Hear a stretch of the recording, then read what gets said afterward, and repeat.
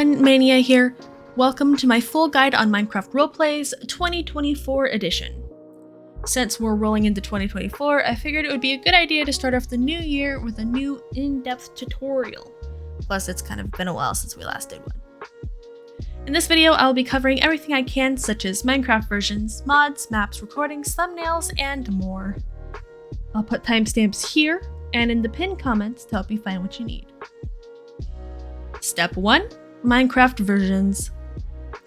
At the time of making this video, we currently only have Minecraft Java and Bedrock editions for PC.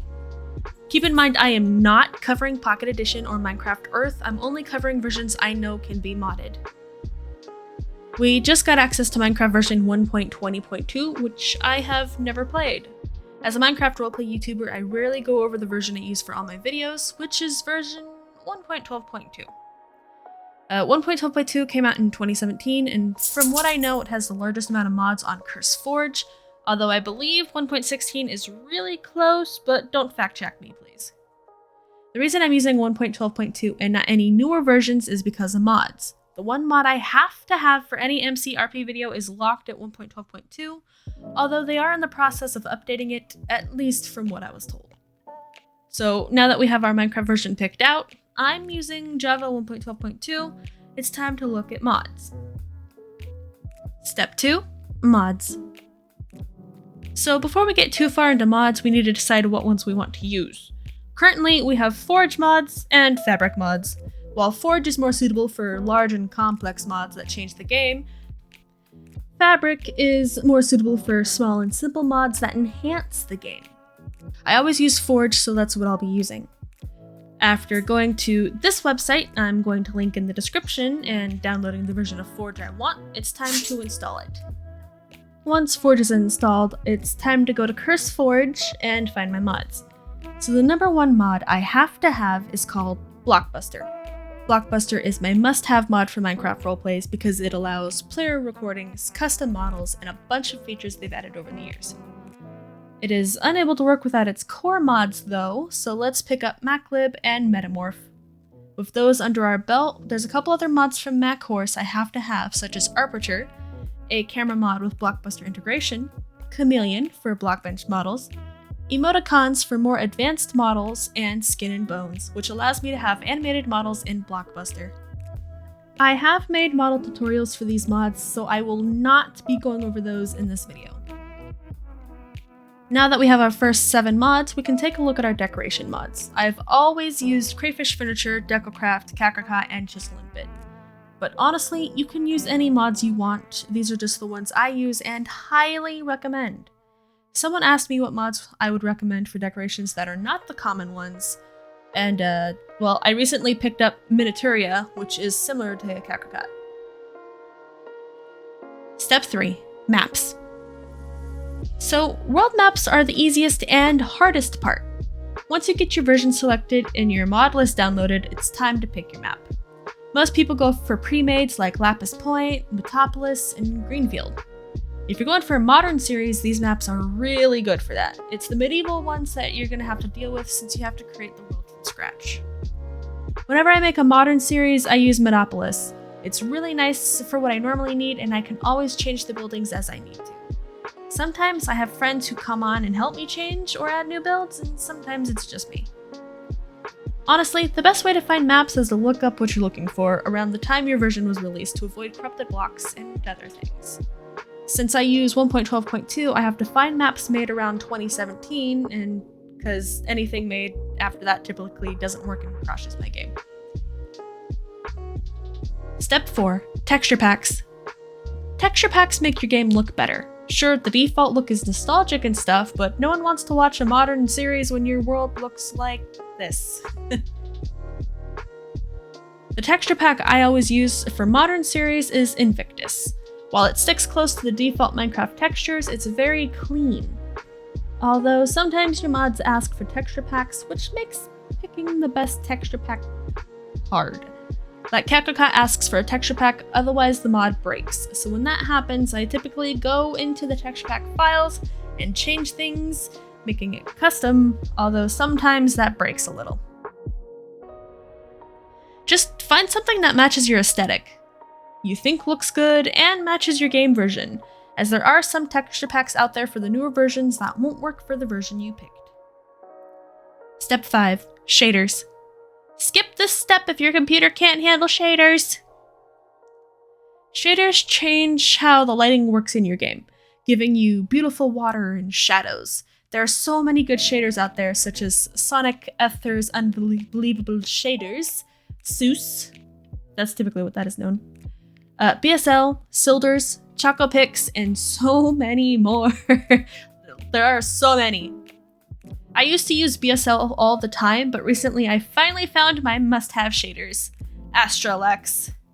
Astralex shaders are possibly one of the most beautiful shaders I've found, not counting SEUS. Adding in an Aurora Borealis, the Northern Lights, shooting stars, and constellations. It has so many settings for customization as well as for fog, light rays, the color of your lighting, and sky. It's my must-have. Step 6. Story. Let's just immediately get into writing and planning. Creating a story is one of the hardest parts of starting a Minecraft roleplay. If you already have an idea in mind, good. If not, here's some tips I've found for making a story. Inspiration is key. I always find myself getting inspired by other media, like manga, movies, books, and YouTube videos. Sometimes even just a sentence from a friend gives me ideas. It's easy to start a story, get an idea. The hardest parts are finding a good middle and end for it. Definitely don't rush it. A rushed story is a story not a lot of people may like. But you also don't want to take several episodes to get your point across. The pacing of your story is also very important. Another key thing is cliches. To explain a little bit, cliches are things that happen commonly in media, like the main character being the chosen one, the hero of the world, and the typical bad boy, good girl romance stories. I'll be honest, I am also a victim of cliches, which is to say, it's not always a bad thing. You can always take a cliche and put a twist on it. For example, put in a love triangle, then have your character pick the wrong one and regret it. Don't be afraid to use cliches in your story. Do your best to make them a bit more unique. More you. Alright, back on topic. You want to write a story. You want it to be unique, but you're having a hard time. Brainstorming with friends, writing down a list of potential ideas, watch other Minecraft roleplays to see if you get inspired. Your ideas will come to you eventually. It just takes time. Before we move on to the next part of story writing, I want to touch on the fact you can get inspired by other content creators, but do not copy them. I myself have seen people take large ideas directly out of my own content, and people literally came to talk to me about it. If someone did something you liked and you want to do it too, you need to put your own unique spin on it. Do not have your character do the same thing as theirs. An example of this would be having your scenes, lines, look and sound similar. Have your characters have the same relationships, interactions, and traumas. Like I mentioned before with cliches, some things are common and can't be avoided very, very well. Just do your best. Make it yours, not theirs. Next up is world building. So now that you have your idea, modern or fantasy, you have to build your world. World building is creating lore and background for your characters to know or learn that makes the world seem more in depth. Examples would be races, locations, history. World building is important. While you don't want to dump all of your lore on your viewers at once, you also don't want to leave them wondering what happened. An example would be a large battle in the middle of a field. Your viewers are going to have questions like, is there a war? Why? Who's at war? What's the cause of this? Where are they? You can answer all these questions with world building revealed by character dialogue. This brings us over to character creation. So you have your world built, you have your lore, you have a story on hand ready to be created, but you need characters in the story. Who's your lead character? Are they male, female, or non-binary? What are their skills? Their personality? What do they look like? Character creation is just as important as your story and your world building. These characters live in the world you created. What's their backstory? Do they have a family? What's their motive to be doing these things in your plot? Does their appearance affect something in the story? How many characters do you need? Do you want them to be a loved character or hated? All these questions are super important and they affect the way your story is written. So, with that, let's hop into scripting. So scripting is actually sitting down and writing your story out with the world lore you created, and the characters you've made to live in that world. Identify who's important in the story, and who's the main villain, who's the main character, and who's the supporting character. Here's a good example. If your story is about a yandere in a school setting, your main villain is the yandere, while the main character could be the senpai or a friend of the senpais. The side characters could be friends of the yandere and try to warn the main character of coming dangers, only to be ignored or killed. In the end of it all, you could have the yandere win or lose, with all or some of your characters dead. So, now that you have your characters assigned to their roles and you have a general idea of your beginning, middle, and end, it's time to write your episodes. Episode lengths depend on how you do your series. Is it first person or third person cinematic? I'll be going over these next, don't worry. Third person cinematic should be 7 pages for 10 to 15 minutes depending on what happens. You can always write more, but that's up to you. First person is different since it's practically improv. That's up to you and your team to figure out. Step 7. Different types of roleplays. So, as I mentioned previously, there are different types of roleplays. We have first person and cinematic. Cinematic roleplays are fully scripted, voice acted, and body acted with intricate camera angles, and they just look really nice. While first person roleplays are typically improv. To explain a little, improv is a form of live theater in which the plot, characters, and dialogue of a game, scene, or story are made up in the moment. I've made several improv series like Roommates, Aria Online, and Camp Yandere. Origins was also a big improv group I was part of. First-person roleplays are easier set up due to the fact you can improv and you don't need to follow a script word for word, but there are several things in that first-person and cinematics have in common. You still need voice actors. There's a website called Casting Call Club, where you can send out a casting call and people who are interested can apply for your project. That's typically where I find voice actors, body actors, and sometimes builders. You can also just have your friends join in on your projects if that's easier for you. When using Casting Call, a little reminder, you need to be professional. Let them know if it's a paid project or a free one. So when that's done, and you have your voice actors and body actors, you need to set up a Minecraft server to get them online. There are a lot of server hosts out there that you can pay to have a server opened up and put mods on. I use server.pro. But I also know people who use Bisect Hosting or Shockbyte. If you can't afford a server, you can always use the free site Aternos, but Aternos is really wonky, and sometimes random people can get access to your server since it's a free and public hosting. It's easy to install mods if you know how your server host works, and there are a ton of tutorials out there for your chosen server host, so it's easy to learn how to install maps and mods. Please keep in mind a server and body actors are not required for third-person cinematic roleplays if you are using the mod Blockbuster I mentioned earlier. Step 8. Minecraft skins. So, with your actors ready and your server set up, it's time to make your Minecraft skins for your actors to wear.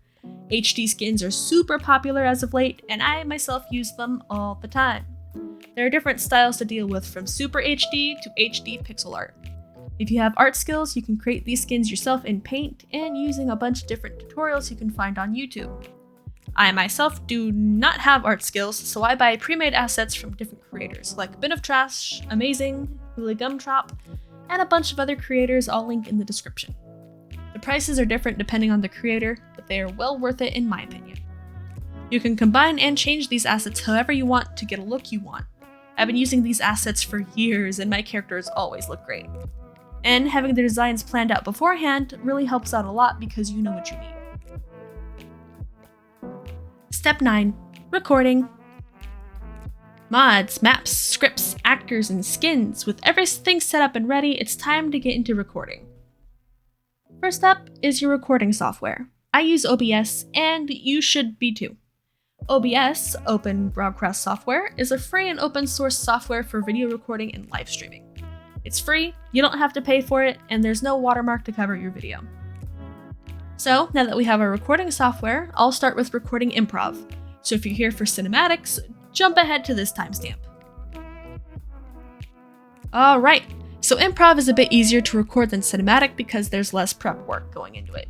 In order for improv to work out, communication is key. You have to be clear with your actors on recording times and dates, what you want to happen during the episode, who needs to be where, audio cues, and other things.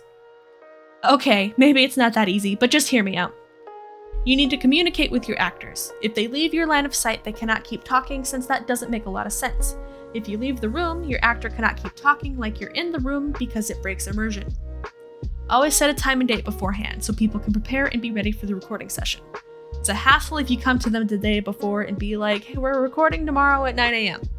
Half those people might not be there because they might already have plans they can't or don't want to cancel because you came at them last minute. Plan ahead. You have a script, so you must have plot points or key interactions you need done for some episodes. Let those actors know what must be covered during the episode. Like if someone died and you need the main character to know, tell your actors so they can bring it up during the recording. If someone needs to come in mid-scene, give them an audio cue. Like, when I say this, come on screen. Or, when so-and-so says this, make your way into the building. As I said, communication is key. It is required. It's time for cinematics. Cinematic roleplays are some of my favorites to create. Although a bit of a hassle, I enjoy it. Cinematic roleplays are third person, like all TV shows and movies. The first thing you need is your voice actor's lines from the script you've written. Combine all those lines into an audio file, then use the body actors to do the movements and actions needed from the script you wrote. This is where Blockbuster comes in handy. It makes doing this super easy. I'm going to explain how to do it with Blockbuster since it's the only way I've ever done cinematic roleplays. I apologize if this is not what you're looking for, but this is what I have. Blockbuster has audio integration, so you can add the audio into the mod and have it play as you're recording, allowing better sync of the actor's movements. Blockbuster also adds fake players to your game that you can control and record for body acting. Then when it's all done, use the playback button to play back your recording. You can use the Aperture mod to create camera angles that work with Blockbuster, allowing good cinematic camera angles to work well with your body actor's movements. I'll probably have to make a more in-depth tutorial for this one, so let me know if you need this. Step 10. Editing. Editing is more of a learning experience. It's really how you want things to be combined. Even I still struggle with editing, so I just go as simplistic as possible. Combine my clips, cut them where I need to, crossfade, add music, and I'm done. If you want to add effects like lightning, magic circles, and other things, you're gonna have to find tutorials for the editing software you have. There's a free software called Caden Live. I've used it, and it's pretty good. It has a lot of tutorials on YouTube to follow, but I personally use Mojave, which costs you about $100 US. Step 11, thumbnails. So if your episode finished, it's time to make the thumbnail. First thing you need is a Minecraft rig. There are a lot out there, free ones or ones you have to pay for. You need to pick a rig that works with the software you're using. I use Cinema 4D, but most people go for Blender because that one's a free program. Once you have your software and your rig, create your thumbnail. Apply your skin, pose, and render. There are a lot of in-depth tutorials out there that help with thumbnail making, and you can always take a look at other people's thumbnails for ideas on how to do yours. Once your render is done, save it and open it up in your picture editing software of choice. GIMP and Paint.net are two free and good choices if you don't own Photoshop or Clip Studio. I use both GIMP and Paint.net at times. Once it's open, edit it how you want, add light rays, make the color brighter, add a background and border, and save it. The biggest thing is you're happy with what you've made. Alright, I hope I've answered most of your questions. There might be some information I missed since this is a huge info dump video. If you have any questions, drop them in the comments below and I'll do my best to get to them. And if you stuck around to this point in the video, thank you so much. I really appreciate it. Thank you guys so much for watching, and I'll see you in the next one. Bye-bye!